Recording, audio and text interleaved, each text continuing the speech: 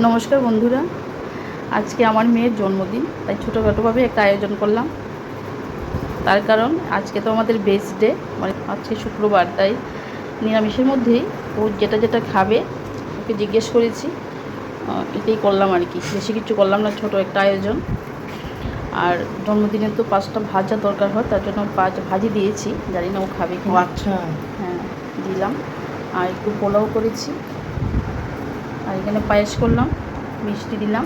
আর এখানে ছোলার ডাল আর পনির দিয়ে একটা রেসিপি করেছি। ও পনিরটা খায় না, তার জন্য একটু অন্যরকমভাবে পনিরের সঙ্গে সয়াবিন টয়াবিন মিশিয়ে একটা কোপ্তা বানিয়ে তারপর করলাম ওর জন্য।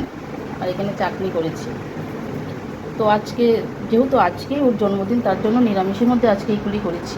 কালকে আবার মানে খাওয়া দাওয়াটা কালকেই হবে। হ্যাঁ, মেন খাওয়া দাওয়াটা কালকে হবে। তাই আজকে এতটুকু পর্যন্তই করলাম। সবাই আশীর্বাদ করবে।